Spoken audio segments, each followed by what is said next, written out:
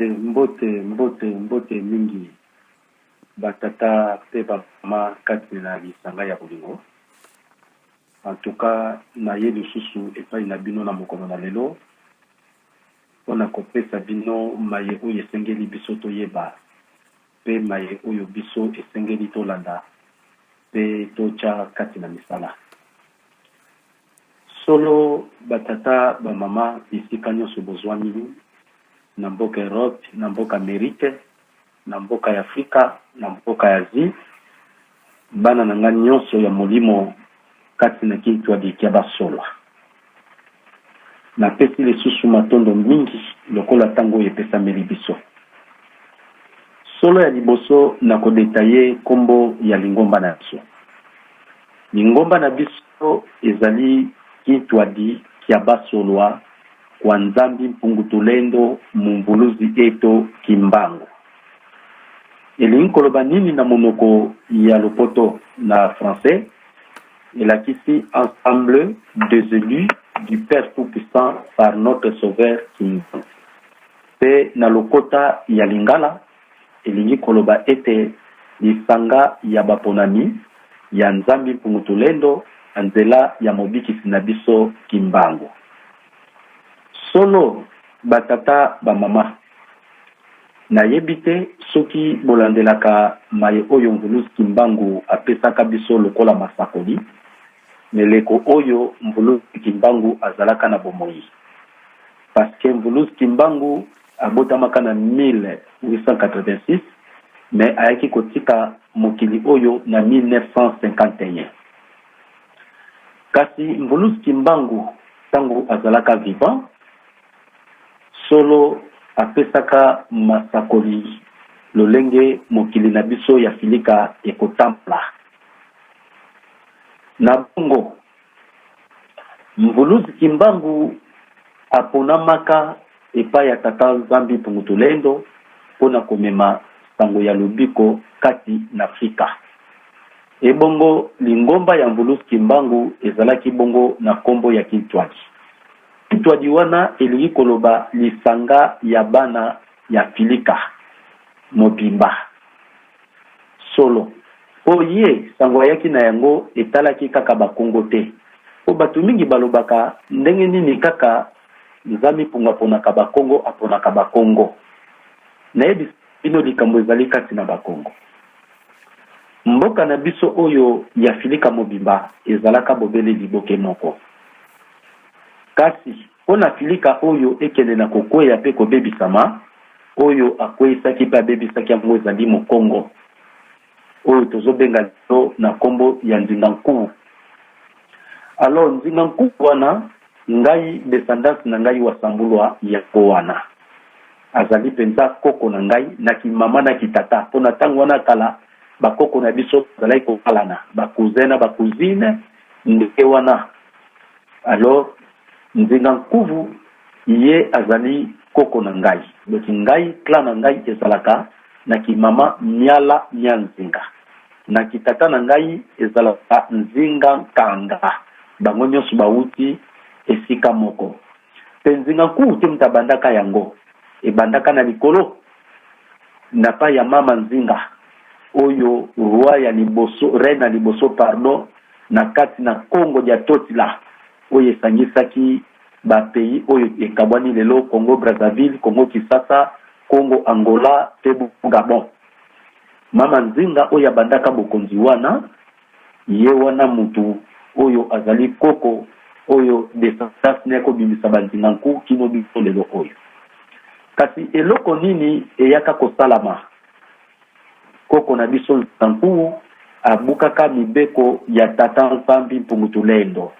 Na ndenge ya mayele bapesaki ye pona koloba ete bamindele bazali koye epai na bino na tango na yo kasi yamba bango lokola bandeko kasi kokwesama na mateya na bango ya lokuta te. Kasi ya kosala ete Nzingankulu abwaki mibeko pona biloko o bamemelaki ye nde atekaki bonzambe na biso ya Kongo. Siko lokola ye azalaki penza na tibi Kongo ya mwana etumbu ezongela biso ba Kongo na tina ete ya Congo kaka te oyo tozobenga ba Congo parce que mu Congo même yo muluba même yo muswahili même yo mungala même mutabandundu babengi biso ba Congo donc bana ya nzambi mpungu po Congo eza kombo ya nzambi mpungu tulendo kasi tribi oyo tozobenga lelo mu Congo eza penza tribi te ezali lokola dialecte oyo tozobenga lelo mu Congo ye mutu ya liboso atekaki mboka ya Congo pe Afrika mobimba etekamaki yango wana biso lelo tozali na etumbu kofuta nyongo ya koko na biso nzingaku pe ya ndemba nzinga oyo batiaki Congo na maboko ya bamindele mpo bazwa opportunité ya koenvahir Afrika nde yango wana sikoyo biso oyo na dialecte Congo bapesi biso etumbu ya kozongisa bana Congo nyonso pe Afrika mobimba na nzela ya nzambi mpungu tulendo donc na nzela Congo c'est ça donc tukuru na mukuse babengi biso babena Congo yango wana Mvulusi Mbangu mama Tipamfita baye kobota mpe na dialecte oyo babengi Kikongo donc tobongisa bien poso tobi tribi bako comprendre tribi mu Congo azalaka te donc dialecte peut-être munoko c'est ça Mvulusi Mbangu aye kobota mpe na dialecte wana mama Tipamfita pe na dialecte wana nde bango pe baponamaka na bakoko vitanga ba mama mafuta ngal fournou oyo azalaki na ngambo ya Brazzaville yepe abotami na dialecte wana mu Congo nde bango bapesaki bango mission ya kozongisa bakoko na biso na nzela kino lelo eza kolatela na tango pe ya tata wa Sambulwa c'est ça na sens wana ce n'est pas dit que soki dialecte mu Congo nde mutatelemi na kombo ya Mvulusi Mbangu mtope na nzambi pungu eli kolobake nzambi pungu alingakaka ba dialecte Congo non dialecte Congo nde mutatekaka Congo pe Afrika poto zana na paso tozana ngo yango wana eza lokola mwana ata kosakana kiti tata pekisiye mwana soko continue kiti wana ebukani tata siko lobi na mwana bongisa kiti wana soki te kokota na ndako te okolia te na lolenge wana bapesi biso etumbu ya kobongisa Congo kosongisa ngo ndenge ezalaka yango bosomona mingi ba dialecte wana Congo ya Congo de bali ya Congo pardon yango bata kozongisa kofuta nyongo wana pe tozali etumbu ya makasi bamisusu badeborder po pasi lokola ti pona koluka lokuma mokili bakomi kolokuta bakomi koteka sango ya nzambi mpungu tulendo parce que lelo bamingi bazopesa sango ya nzambi mpungu tulendo te mpona sango epazala me bamisusu baza kopesa ngo lokola profit nasala boye parce que nakoma batu mpo nalobaka bocha boye bopesa boye bosala boye po batona na bomengo bamisuku bazuli yango kisi bazopesa pe makila na munoko nzambi mpungu Mvulusi Mbangu me katikati na misala na bango ya molili nyonso po na mbongo ngai wa Sambulwa nazali na YouTube na ngai nasi boye byango soki bobeti na YouTube bobeti tata wa Sambulwa batie chiffre D bokomona ngai wana wa Sambulwa ngai tata wa Sambulwa tozalaki na kapasite ya kosala television ya YouTube to pe kosala nyonso me ngai balobaki na ngai okoki koteka sango oyo te ke bato batalaka yango bongo na YouTube no bongo ekotaka yozwaka otonga na bomengo okoki kosala livre te na kombo ya nzambi mpungu tulendo banda koteka mpo nozulaka mbongo na YouTube okoki kosala te ke mpona boyeboye mpo mbongo ezongelaka yo yango bomoni tozokomeka badiscipline wana yango bomoni tata wa Sambulwa kolela butu moi awa pe bapekisa ngai mosala ya koteka mosala ya mosala na kompani toso bapekisa ngai yango bomoni tata wa Sambulwa tango mosusu boyokaka kolela na ngai kilongo émission kasi matondo mingi na bino batata to bamama oyo bosalaka ete papa wa Sambulwa asala émission oyo bosalaka ete tata wa Sambulwa atonga kilongo oyo bosalaka ete tata wa Sambulwa azwa mwa pema na musuli nazwa mwe loko ya kolia pona bana kelekeswa mikakatano me napesi bino matondo mingi tika mapamboli biso tolobaka na bokoko lusaku munu ya nzambi mpungu tulendo eya kovanda kati na bino solo batata bamama kolandela bakoko na biso wuta na nkulu tsaku pona kolakisa bana Kongo nzila Kongo en tout cas tina lelo toza kolandela mikakatano tala mbulusi kimbangu ndenga sukaka tala mama kipampita botala mpe lelo ma ya misu ya tata wa sambulwa utu tata wa sambulwa tango mosusu aza kozwa makanisi ke na miboma na ngai mokili eza na ntina te tango mosusu nakomi kobeta mabaku tango mosusu naza koboya kosambela epona ma ya misu eza koleka mingi loboko na litama eza koleka mingi okokende boye ba problème kosala boye me nyonso wana mbulusi mbangu alakisaka ngai ke tumboyo ezali ya pasi totindi yo lokola mwana mbe liboso ya bankosi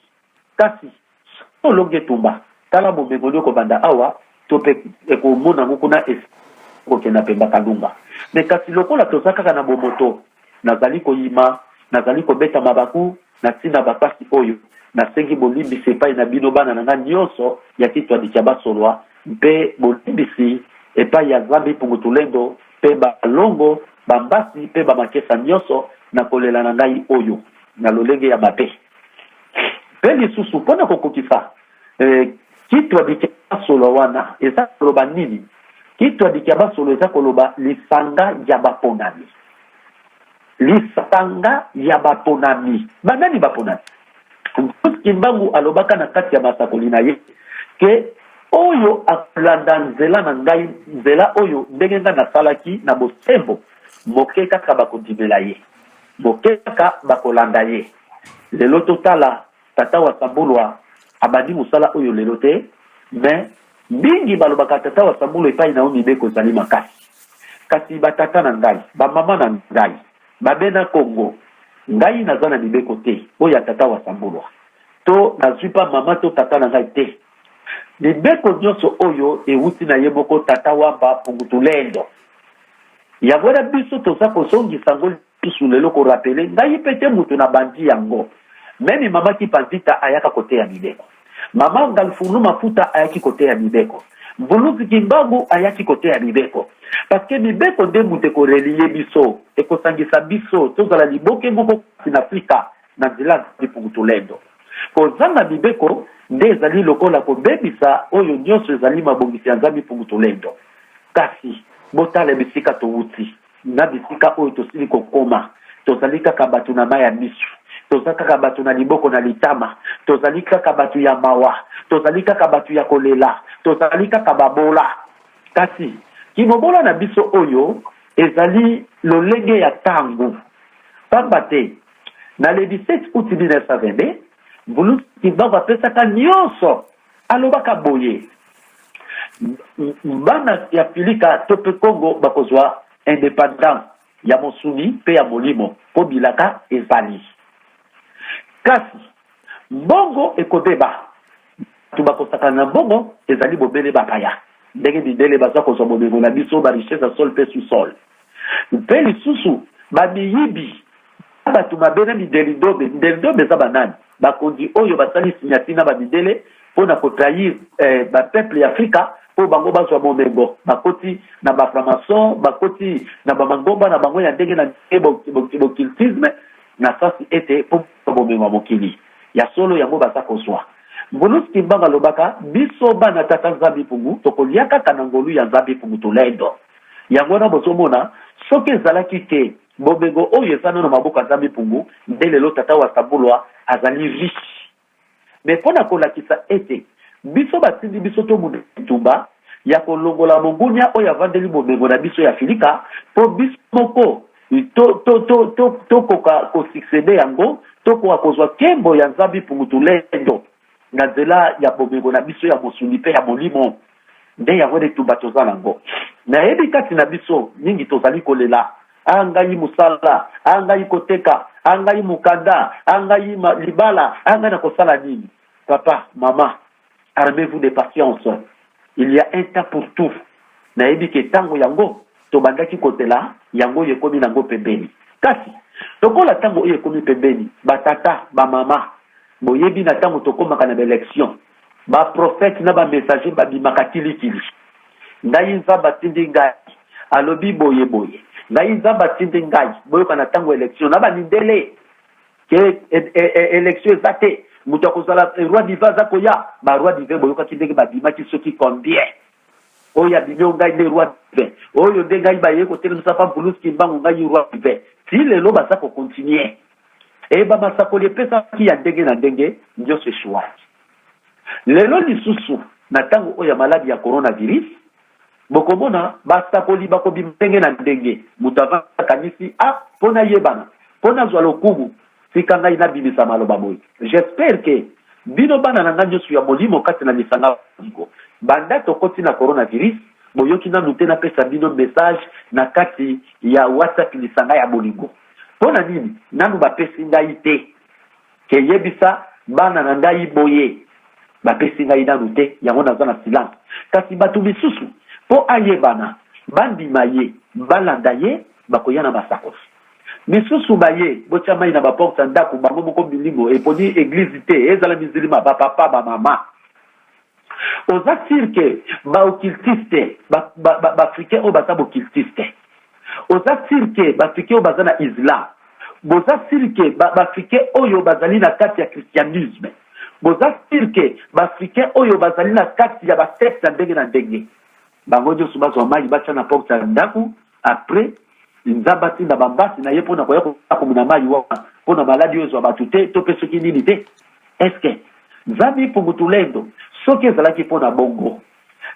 tinda biso te matindi biso tolakisa bato nzela oyo bakondima mpona Congo mpe Afrika ezwa liberté mais sikoyo lelo komi na bamessager mosusu epona église te catholique protestant réveil nani oyo nyonso aza motu mwindu na mokili mobimba azwa kaka mai atia na porte ya ndako le 6 avril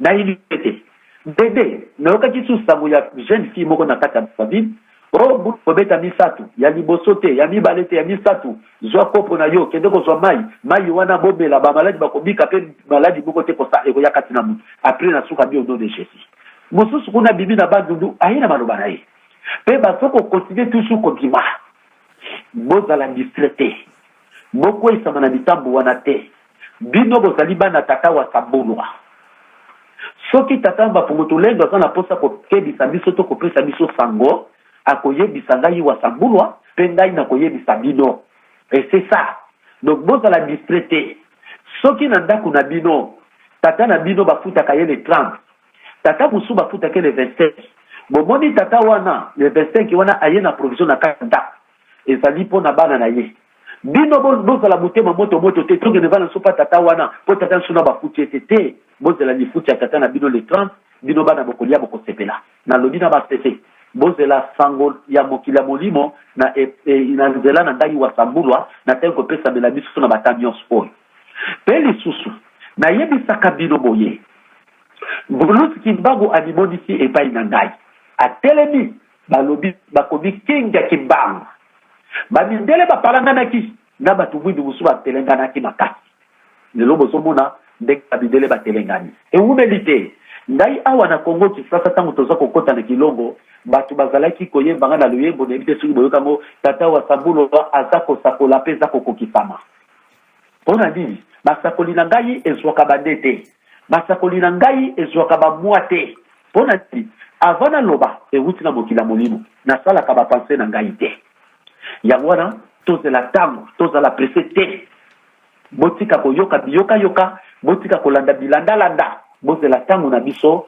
masakoli oyo ekopesamela biso ekoya kati na bino solo mikolo oyo nazalaki mutu moko fale na se livre de kota losambo mais état de l'esprit na ngai ezali asite moral na ngai ezali asite yango esali mikolo ebele oyo napesa bino mateya te ya solo likambo ya moral yango wana po moral na ngai eza asite yango wana nazokolinga koforce mpe lelo oyo nasi ndenge ozokanga nazoloba na kati na bapense basusi makambo ebelebele na bachaleur na biso mboka nazali bazono na ngai nyonso ezali bouché parce que mot de tête mais nalobi te nzambe mpungu lelo okoki koleka te esengeli toloba ta mibale na epai ya bana Kongo mpe epai ya bana na nga molimo na kati ya lisanga ya bolingo kasi yo moto oza na lisanga ya bolingo kosoka deja kombo lisanga ya bolingo eske oza na bolingo lisanga ya baponami eske ozali moponami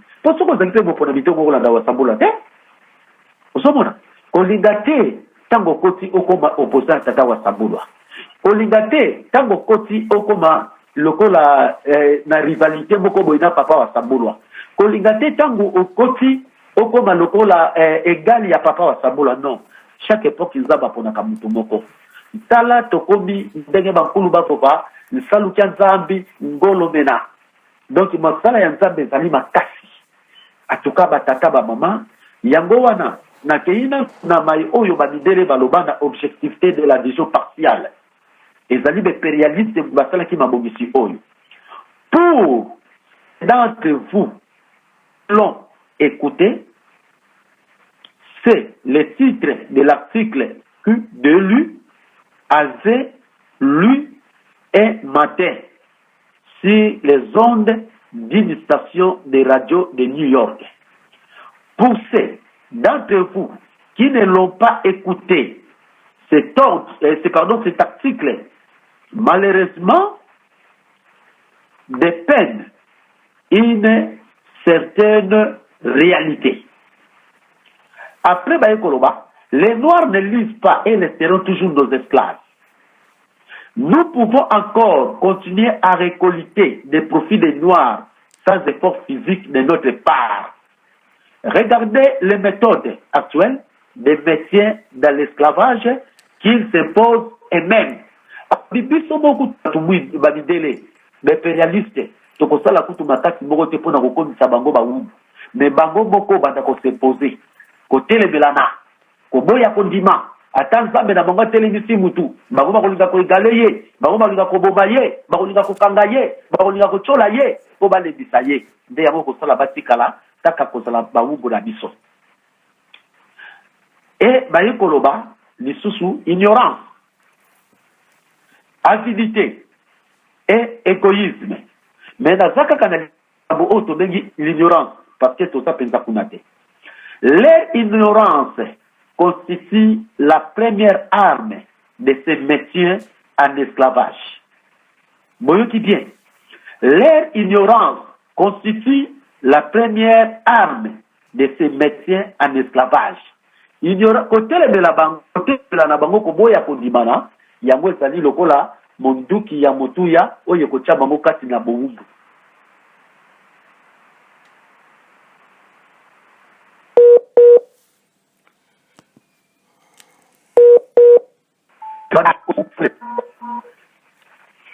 Batata ba mama totelemela te po balobi ignorance na biso yango kozanga kondima na koyoka kondima na biso ezali lokola arme ekokota biso kati na bowu koloba teke ngape na sana experience koloba teke ngape sina yebi koloba teke ngai pe sina koki non nzela mokila molimo bakokisa yo batata ba mama bakomona lelo mwana moko akoti na garage abandi koyekola musala mais mwana wana basa ko travailler na maître mutakoye biseke okoki yo pe kende ko sala garage. Alors tant mon papa wa Sambulwa na bimisho mama te tate eli akisake ozali na mwana kati na koyekola leli kolobani oyo koyoka koloba teke ngana za expérience nango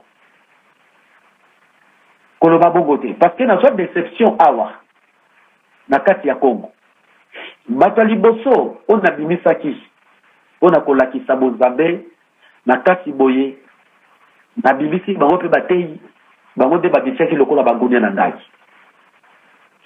lelo babisusu bazoya papa limbisa biso zaka katata yango na nyonso ezali ignorance totelemela te bana na ngai ya monimo tosimbana bokeba lokumu mbongo oui okozwa na yango mekotikala nango bozomona okozwa na yango mekotikala nango ata lelo oyo tozwi indépendance spirituelle tozwi bomengo lelobi tokotika ngo kaka donc nyonso oyo mokili ezali nango kaka pamba c'est ça mekozala na litomba un jour tozwa yango po yango ekozala malamu mingi eloko mosusu na kati na rappel parce que thème na biso ezali divers divers ezali qui présentent plusieurs caractères différents. Donc kolokela makambo na oyo bozwa na oyo nanu bozwa te nyonso wana ezali na kati ya divers. Ndene ekozonga susu na message oyo ya Nzambi Pungutulendo epai ya bana Afrika. Alobi, dites aux fils africains que moi, Pungutulendo, je suis prêt à les livrer de main des étrangers. Mais à condition qu'ils respectent mes principes et mes lois. Méfiez-vous des dogmes et des doctrines étrangères, car ceux-ci sont spirituellement impropres à vous. Alobi, ngai Nzambi Pungutulendo, nazali deja ya kobongama pona kolongola bino na maboko ya banyokoli na bino. Mais pona longola bino na maboko ya banyokoli na bino, esengeli na bino bolandela ndenge ngai nalingaka mpe bosalela mibeko na ngai. Et aussi bolongwa kolanda babizaleli to lolenge ya bonzambe ya bapaya. Po yango na kati na molimo ezali malamu te pona biso. C'est ça. To comparete. Oh kuna papa lobi boye. Oh kuna prêtre lobi boye. Oh kuna mutu moko boye kutu lobi boye. Oh mutu moko non. Tozala na kati ya kitwaki. Tozala kati na bibeko ya Nzambi Mpungu. Tozala kati na bolingo. La kisa ete tozali baponani. E lisusu batata ba mama na sengi bino pardon mingi. Kati na bino oyo bazali baleke bana nga bazali, oyo bazali promotion na ngai bazali, oyo bazali badikolo epa na ngai bazali, avec beaucoup de respect que je vous dois. Bino nyonso na baleki na ba yaya na ba promotion na ngai. En tout cas sengi bino bolukate ke biso totambusa papa wa Sambulu. Nana lingi boye po na papa wa Sambulu lingi te. Non. Nana soka message na mokila molimo. Na koki koyebisa bino bana na ngai na kosala boye. Ne soki bongo na sala ngote soki mokila molimo epesi nzela te. Na koki kondima ke na kosala boye. Mais na kosenga na mokila molimo. Soki bapesi na nzela te na kozala sina. Mais tangu musu bino batata to ba mama ba papa wa Sambulu sali biso lolendo. Alokobi na méfiance na ngai. Wana sikoyo ozobima lokola opposant to bokobi lokola opposant ya papa wa Sambulu. Alors soki lelo ekomi tina niveau ke ozalaka na mwasi aveugle to mobali aveugle to mwana ya aveugle lingi nokende na ye zambi. Sikoyo yo simba ye po la kisenzela avec la boy akomi ko imposer kanga na simbo na l'action nzela c'est que wana ekomi kindo.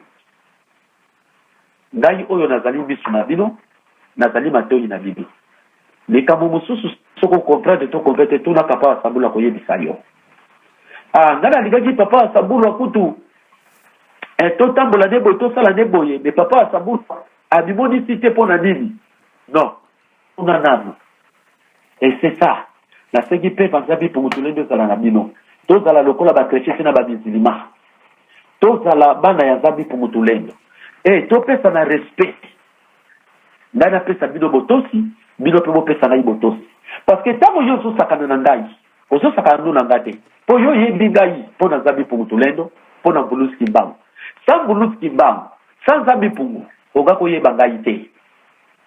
Alors, soki yebi nga po Nzambi Pungu kasangisi biso na kombo na ye. Ngai oyo na livra vi na ngai, oteka te kosala te, po na komemela bino sangwa lobiko. Soko sakani nanga osakani na Nzambi Mpungu. Mawa na ngai ezali kanda Nzambi Mpungu. Poto mona kembo ya Nzambi Mpungu to pesa na botosi. Ngana pesa bino botosi ekoti. Bino pe bo pesa nga botosi ekoti. Yango de kozala motuya kati na lobiko na biso. Tata ba mama. Mbulusi Kimbangu asili ko telema. Asili ko telema. Botala bidele ndenge bapalangani, botala bakondi ndenge batelengani. Botala batu windu, botala babilembo. Parce que tokobi pembeni ya indépendance spirituelle. Mais tokobi pembeni ya indépendance spirituelle. Mais yoka ozaka ko se faire voir. Yo zaka na haine. Yo zaka na jalousie. yo zaka na kanda, yo zaka na kotonga, yo zaka na koyina, ozaka na kopona bilongi, ozaka na lokoso ya mbongo. Non, ba papa, ba mama. Mais tango yango yo. Kino tango dini yoko bongama. Ozaka na bizali na wana depuis. Kino tango nini? Kino tango nini? Batu ya ba mesh, ba mama ya ba plante. J'espère que na lobango ba dakala. Atala ba video kala, ba 2013, 2014, so bolanda boko yokango. Mais le na libumbashi événement ni sala. Na si bolanda. Ba mama bazana kata bis bazoke de kasumbalesa. Kolongwa lubumbashi ba komi na katikati mwana mwasi mo katelemi. Atelemi sibis. Adiba oh nyos bana plante bana ba mesh ba periki baza batu na ngai. Moi ba dispita muke ba ko nyos ba se disparaître na mwana mwasi na bimaki. Histoire vraie. Alors to lingate to mona nanu to swana conséquence to yoka to salela. Tata wa kambulwa alingaka yo tata na ngai oyo zakati na lisanga ya bolingo. Mama na ngai oyo zakati na lisanga bolingo. Leki na ngai oyo zakati na lisanga bolingo. Mwana na ngai pe yaya na ngai oyo zakati na lisanga bolingo. Na lingaka yo miki. Mutu akosa ote. Sika ko bebisa makanisi na yo na makanisa bomoto. Oza ko bunga nzela. Yoka oyo tata wa sabula kopesa oza ayete. Botane le ko bakoko na biso. Ba ebalieki na mbulusi bango bango bateka ki mbulusi ba. Ko ba wanga na kiye. Botala na film ya Yesu, ndenge balakisa kabiso na filme. Batu bateka ki obaliaki na Yesu, tambola ki na Yesu. Yo pe so ligo teka ngai. Yo po ligo wanga na ngai. Non, tata, mama, nzala ko keba. Soko wanga ni ngai o wanga ni pemba kalunga. Soko wanga ni ngai indépendance spirituelle za pona yote. Okokufa lokola basu ki bakokufa. Lokola ba chrétien na ba musulman pe bo cultiste bakokufa na ba magicien.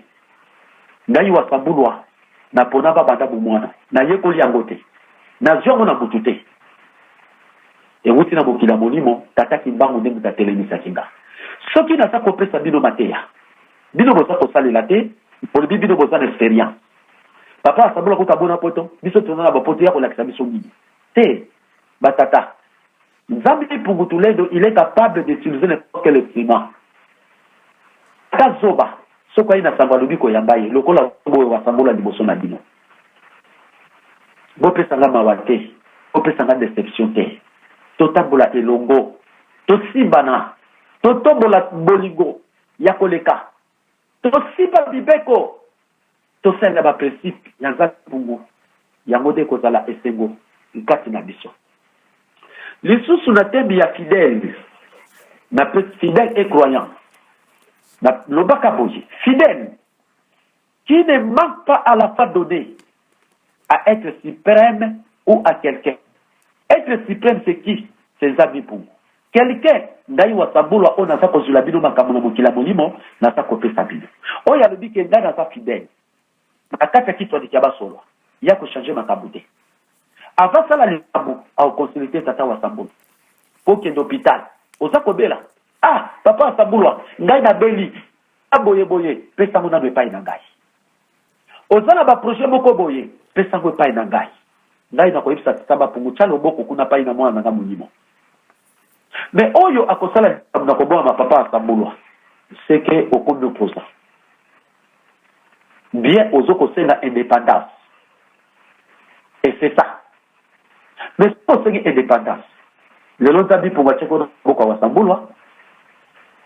Yo lobi ke ngai papa wa sabula kwa zo pekisa ba place na ba mesh to papa wa sabula kwa zo pekisa biso ba pantalon to biso ba tata to sala boyete na tikiye to na ko sala na ndenge na ngai na ko yebisa papa wa sabula te okobi lokola muta kobi na liboma oza ko sala makambo za ko yeba lisusu te fou ezali lokola lien des habitants agissent bizarrement et font des désordres na kata lisanga moto ayena ba désordre oya za ko agir bajana yezali bizarre akomi lokola fou tala kati na molimo na yo nini ekoti kuna po boka ba principe bibeko pe ozala soumise na bibeko pe na ba principe solo to korjaki lisusu bandeko moto moko te akoki kokotisa likambo na lisanga ya bolingo whatsapp sans ko consulter papa wa sabulwa mais tozomona bozobima lokola batu oyo bozokotombokela papa wa Sambulwa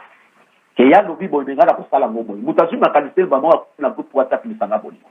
Non, désormais dès aujourd'hui bolakisa ke bozana botosi seto soleil na papa Kanza ezala nani soki akoti likambo na kati ya lisanga bolingo sako konsulter tata wa Sambulwa papa Kanza kotuna yo maboyo lobi awa ezala malamu te otunaki papa wa Sambulwa soko tunaki directement tolongoli kombo na yo na kati ya groupe lisanga bolingo na lobi bien ozala nani ata ye moko papa Kanza ava kotisa likambo kuna tunaka papa wa Sambulwa parce que esprit ya groupe WhatsApp esalaki na initiative ya papa Kanza mais ye moko pa kotisa likambo kuna akotilisaka tata wa Sambulwa mais comment boni bino en tout cas tozwi déjà décision mais sika tosoki mokano tokanga yango mais tolobi ke non esengeli na biso to tia discipline oyo akotisi likambo sako konsulter tata wa Sambulwa elakisi ke azali opposant ya papa wa Sambulwa tokolongola ye na groupe WhatsApp lisanga bolingo. Mama Pululu na kati na Suisse bien si na selaki te na kosola na ye ayokanga déjà kafale mateya parce que ye po akota na kati ya groupe WhatsApp lisanga bolingo ngai wa Sambulwa mutu na ordonnance mais na ba déception atali ba deko kati na lisanga bolingo ba reproche zo le kabili aidisi pa Kanza retirer kompo na ngai d'autre part azana faute d'autre part pe avazwa mokano wana fala consulter tata wa Sambulwa mama nanga Pululu osala ki malamu peza te et c'est ça nyonso wana za kolakisa nini kifungu kia masango ezala muke ezala munene nyonso ezalaka na mandefu eloko ezosala biso kati na lisanga bolingo ya bwana nakosereke bobi kitisa ngai nazalaka na ngai ya kokita c'est ça bomoi na groupe WhatsApp lisanga bolingo soko likambo te na lobaka pamba te bobi kitisa bo se faire voir te pe to pesa na respect liloba ozoloba na muninga ozoloba na mama ozoloba na tata na yaya na leki tozala na respect ya ba correction bien sûr mutu moka kokosala erreur akoti likambo deka asalaki po erreur wana kozoka sute po soko sala erreur wana tolongoli yo na groupe lisanga toyeba ndenge ya kokorche mais toyebaki ndenge ya kokorche te et c'était pas ça bateau de alors j'espère que fidèle qui ne manque pas à la fois donné à être suprême ou à quelqu'un. Croyance, l'action, le fait de croire une chose vraie, confiance, conviction, foi, ce que l'on crie en matière religieuse, une croyance élève de notre esprit. Et c'est ça. Elle est humaine. Et nous la croyons. Le Père Tout-Puissant. Zambi pour tous les deux. C'est ça. Parce que le oyo n'a eu opportunité ya kolobana bino malembe pourquoi liboso sakana kata salle kuna na France tozotanga ba minutes. Yango wona pa sabula ke ndaka bang bisubo oyo kate. Yango wana. Mais quoi qu'il en soit, batata ba mama to litango mukai. Na tango oto komi na sengi bino bozala na silence. Même likambo sali yo pas. Nzala na silence. Kotomboka te. Kobimisa maloba mabe te. Kontana ba décision te. Kolala na kanda te. Parce que toyebi ni ni tangu buluski mbangu pe apesa ki tangu te. Mais délai yango tozoko koma. Toyebi te récemment awa na 2020 na yebi te. Donc toyebi te. Mais ezali na conseil moko na zako pesa bino pona likambo tali secret. Secret du silence. Secret du silence.